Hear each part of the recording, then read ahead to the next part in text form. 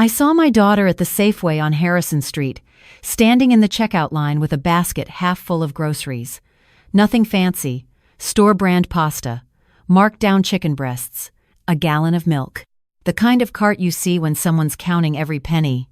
That should have been my first clue. But it was a Tuesday afternoon and I just stopped in to grab coffee creamer. I almost didn't recognize her at first. Melissa's always been particular about her appearance, even on a teacher's salary. But the woman in line 3 looked exhausted. Hair pulled back in a messy ponytail. Yoga pants that had seen better days. Dark circles under her eyes. "Mel?" I called out, walking closer. She turned, and I watched her face go through a series of emotions I couldn't quite read. Surprise, fear, something that looked like shame. "Mom." She forced a smile that didn't reach her eyes. "What are you doing here?" "I live 6 blocks away, sweetheart. I shop here twice a week." I glanced at her basket. "Where's Lily?" "I thought Tuesdays were your early days." "Brandon's got her. He's working from home today." The cashier started scanning her items. Melissa pulled out her wallet, and I noticed her hands were shaking slightly as she fumbled with an EBT card. The cashier swiped it once, twice, shook her head. "I'm sorry, ma'am. Card's been declined. Insufficient funds." I watched my daughter's face flush red. "That can't be right. Can you try again?" The cashier tried a third time. Same result. "I'll have to ask you to step aside if..." "I've got it." I stepped forward, pulling out my credit card. "Ring it all up together with my stuff." Melissa opened her mouth to protest, but something in my expression must have stopped her. We finished the transaction in silence. I helped her carry the bags to her car, and that's when I saw it. Or rather, didn't see it. "Where's your Honda?" I asked, looking around the parking lot. "The CRV we helped you buy 3 years ago?" She wouldn't meet my eyes. "Brandon's using it today. His truck's in the shop." "So what did you drive here?" "The bus." I stopped walking. Melissa kept going for a few steps before she realized I wasn't following. She turned back, and I saw tears forming in her eyes. "The bus," I repeated. "You took the bus to the grocery store with a 5-year-old. Lily's at home, I told you. And it's not a big deal, Mom. The bus stop is only..." "Where's the car, Melissa?" She set the grocery bags down on the curb, her shoulders started shaking, and then she was crying. Really crying. Not the polite tears you dab away with a tissue, but the kind of sobbing that comes from somewhere deep and broken. "He sold it," she whispered. 2 months ago. Said we needed the money for his business. I felt something cold settle in my chest. "What business?" "His crypto investment fund. He's been working on it for almost a year now. He said it was going to make us rich, that we just needed to invest everything we had to get it off the ground." She wiped at her eyes with the back of her hand. "So he sold the car. And he emptied my savings account, the one we set up for Lily's college." "He what?" $23,000. I'd been saving since she was born. He said it was our money, that he had the right to Stace." She broke off, looking over her shoulder like someone might be listening. "Mom, I can't talk about this here. If he finds out I told you..." "If he finds out?" The cold in my chest was spreading, turning into something harder, something sharper. "Melissa Ann Carter, look at me." She did, reluctantly. "Are you afraid of your husband?" The pause before she answered told me everything I needed to know. "It's complicated," she finally said. "No, sweetheart, it's really not." We stood there in that grocery store parking lot, and I saw my daughter in a way I hadn't seen her in years. Really saw her, the weight loss, the dark circles, the way she kept checking her phone like she was expecting bad news. The fact that she was using food stamps when I knew her teaching job paid $48,000 a year. "Come to my place," I said. "We'll have coffee. We'll talk." "I can't. Brandon expects me home by 3:30. If I'm late, he'll..." She stopped herself. "He'll what?" She picked up the grocery bags. "I have to go, Mom. Thank you for the groceries. I'll pay you back when..." "Melissa." I caught her arm gently. "When's the last time you saw your doctor?" "Your therapist?" She laughed, but it came out bitter. "I can't afford a therapist. Brandon canceled my health insurance last month. Said we didn't need 2 policies when he has coverage through his company." She made air quotes with one hand. "Except he doesn't actually have a company. Or insurance." I found out when I tried to refill my anxiety medication. Jesus Christ. The words were out before I could stop them. Don't! Her voice went sharp. Don't start, Mom. I know what you're thinking, and it's not like that. Brandon's going through a rough patch, that's all. Once the crypto market bounces back. Melissa, crypto's been down for 2 years. It's not bouncing back. You don't understand the market like Brandon does. But she didn't sound convinced. She sounded like someone repeating words she'd been told to believe. I watched her load the groceries into a backpack and an old canvas tote bag. Watched her check the bus schedule on her phone. Watched her walk toward the bus stop with the defeated posture of someone who'd forgotten what it felt like to stand up straight. And I made a decision. I'd spent 26 years with the FBI. Started as a field agent in Chicago, worked my way up to supervisory special agent in white-collar crime. I'd investigated fraud cases that made headlines. I'd taken down Ponzi schemes, money launderers, and con artists who thought they were too clever to get caught. I'd been retired for 8 years, and I'd never thought I'd need those skills again. I was wrong. That night, I made calls. Started with my former partner, Mike Rodriguez, who now worked in the Bureau's Financial Crimes Division. Jess, he said when he picked up, tell me you're calling to say you're bored with retirement and want to come back. I need a favor. His tone changed immediately. What kind of favor? The kind where you don't ask too many questions. I need you to run a background check. Financial records, credit history, criminal record if there is one, everything. On who? My son-in-law, Brandon Mitchell. There was a pause. Everything okay? No, I said. It's really not. Give me 24 hours. I spent the next day doing what I did best. Research, observation, pattern recognition. I drove past Melissa's condo, the one she'd bought with her own down payment 5 years ago. There was a for rent sign in the window that made my blood run cold. I took photos, checked the county recorder's office online, found that the title had been transferred solely to Brandon's name 18 months ago. My daughter wasn't even listed as a co-owner anymore. I parked down the street and waited.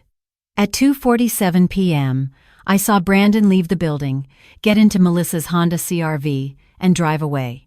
I waited another 10 minutes, then walked up to the building.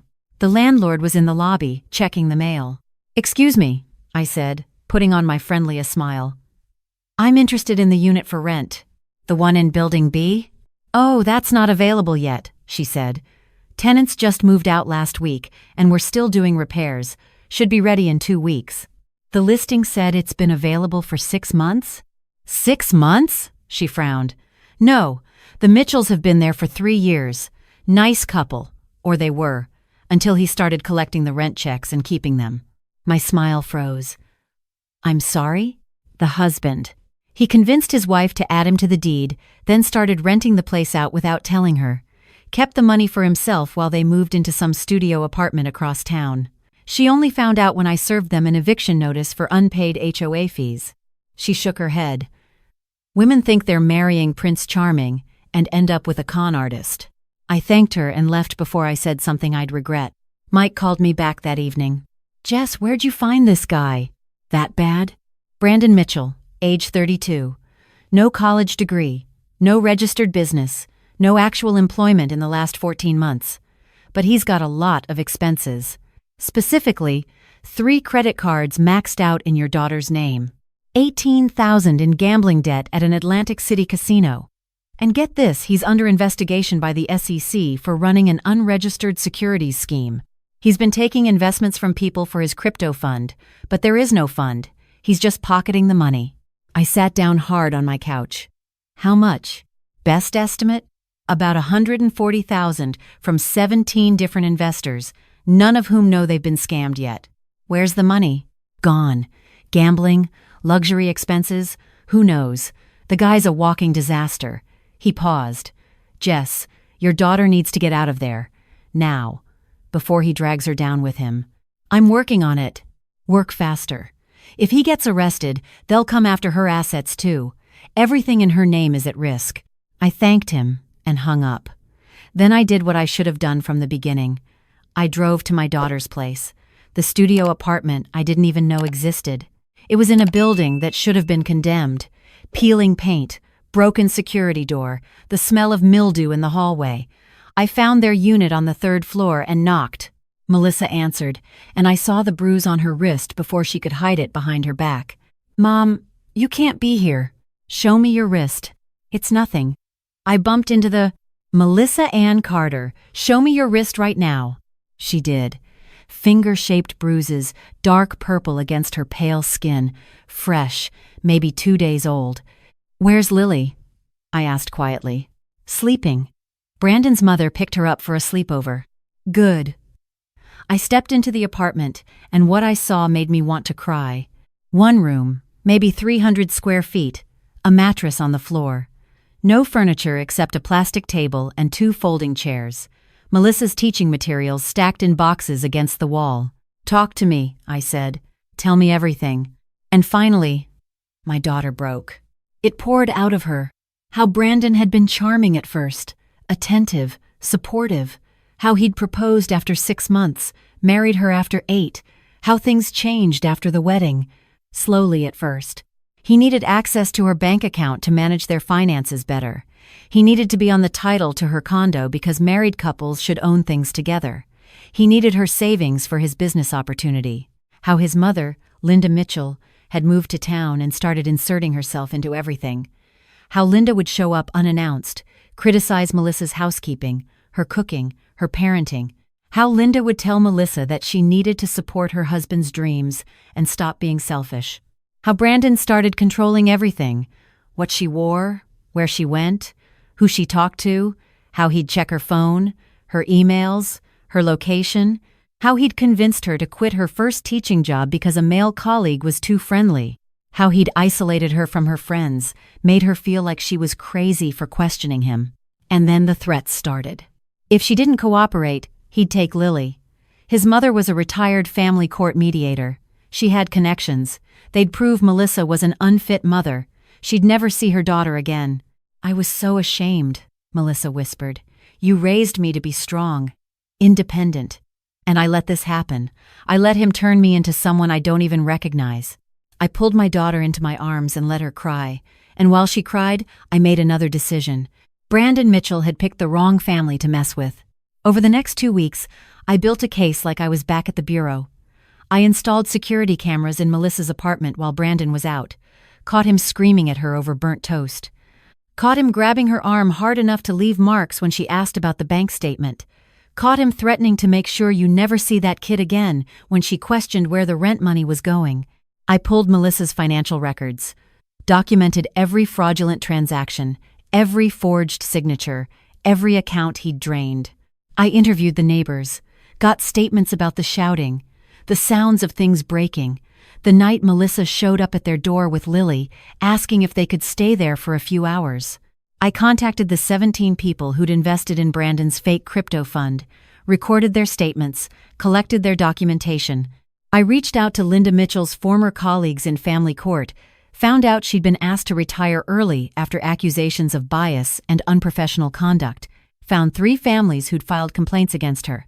And then I made an appointment with the best divorce attorney in the state, a woman named Sarah Rodriguez who had a reputation for destroying abusive spouses in court.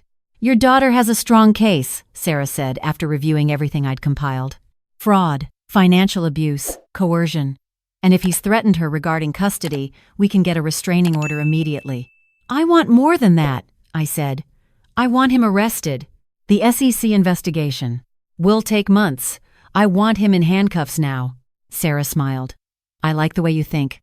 Let me make some calls." The confrontation happened on a Saturday morning. I'd arranged for Linda to take Lily to the zoo. Melissa didn't know what was coming. I'd told her I was taking her to lunch. Nothing more. We met at Sarah's office. Brandon showed up thinking it was a mediation session, that Melissa wanted to work things out. He walked in, cocky, confident, saw me sitting there and barely registered it, focused on Melissa with that smile I'd learned to hate, the one that said he knew he had all the power. "Baby," he said, "I'm glad you're finally being reasonable about this." "Sit down, Mr. Mitchell," Sarah said. He sat, looked around, saw Sarah's paralegal in the corner with a laptop, saw the stack of folders on the table, started to realize this wasn't what he thought it was. "What's going on?" he asked. We're here to discuss the terms of your divorce from Melissa, Sarah said calmly, and the criminal charges being filed against you. He laughed. Actually laughed. Criminal charges?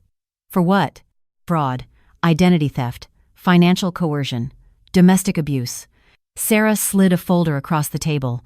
That's the evidence we'll be presenting to the district attorney's office on Monday morning. Bank records showing you forged your wife's signature to empty her accounts. Security footage showing you physically assaulting her. Witness statements documenting your threats regarding custody of your daughter.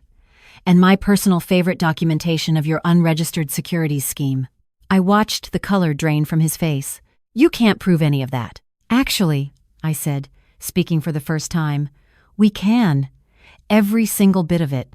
See, I spent 26 years as an FBI special agent investigating fraud cases. I know exactly how to document a crime. And you, Brandon, you're sloppy. You didn't even try to cover your tracks. Who the hell are you? I'm Jessica Reynolds, Melissa's mother, and I'm the woman who's about to make sure you spend the next 5 to 7 years in federal prison. He looked at Melissa. Baby, you can't let them do this. I love you. Everything I did was for us, for our future. Don't. Melissa's voice was quiet but steady. Don't you dare. Think about Lily. She needs her father. Lily needs a parent who doesn't steal from her college fund to pay gambling debts. Melissa stood up, and I watched her transform. Shoulders back, head high, the woman I'd raised coming back to life. Sign the papers, Brandon. Give me full custody. Return what you stole. And maybe I'll ask them to go easy on you. And if I don't, Sarah smiled, then your mother's complicity in your schemes becomes part of the investigation. Linda Mitchell helped you coerce and threaten your wife. She knew about the fraud. She participated in isolating Melissa from her support system. She'll be charged as an accessory. That's when he broke. Started sweating, stammering, trying to bargain. But we had him. And he knew it. He signed everything. Custody papers, financial settlement, confession letter, all of it. And then the FBI agents I'd arranged to have waiting in the hallway came in and arrested him anyway. You said if I signed, he started. I said maybe we'd ask them to go easy on you, Melissa said. I didn't say they would. Watching him get handcuffed was one of the most satisfying moments of my life. Linda Mitchell got arrested 2 days later. The SEC charges came down a week after that. Brandon ended up pleading guilty to avoid trial. Got 4 years in federal prison. Linda got 18 months for conspiracy and obstruction. Melissa got her life back. She moved into my house temporarily while she sorted everything out, got her finances straightened out, started therapy, reconnected with friends she hadn't seen in years. Lily started sleeping through the night again, started smiling more, started calling me grandma without looking over her shoulder first. 3 months later, Melissa got promoted to assistant principal at her school, got a raise, started looking at houses. 6 months later, she became an advocate for financial abuse victims, started speaking at conferences, helping other women recognize the signs, teaching them how to document, how to protect themselves, how to get out. I'd see her sometimes, talking to a room full of women, and I'd see the person she was always meant to be, strong, confident, unbreakable. 1 year later, we were sitting on my porch, Melissa, me, and Lily, watching the sunset, eating ice cream. Thank you, Melissa said quietly, for not giving up on me, for seeing what I couldn't see. That's what mothers do, sweetheart. No, she said, that's what you do. You're amazing, Mom. When I grow up, I want to be just like you. I smiled. You already are. Lily looked up from her ice cream. Grandma? Yes. Sweet pea? When I grow up, can I be an FBI agent like you? I pulled her close. You can be anything you want to be.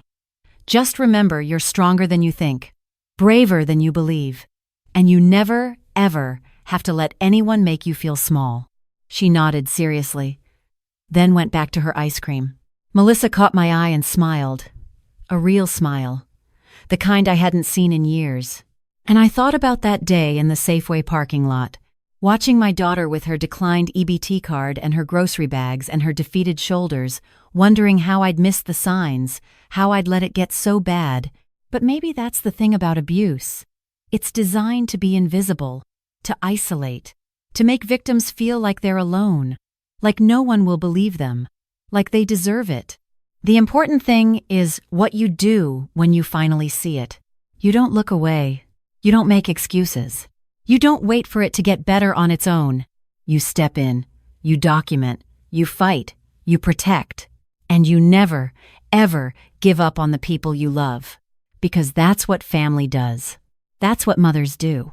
And as I sat there on my porch, watching the sunset with my daughter and granddaughter, I knew I'd do it all over again in a heartbeat. Some battles are worth fighting. Some people are worth saving. And some mistakes, like Brandon Mitchell underestimating a retired FBI agent, are unforgivable. But he learned that lesson the hard way. They always do.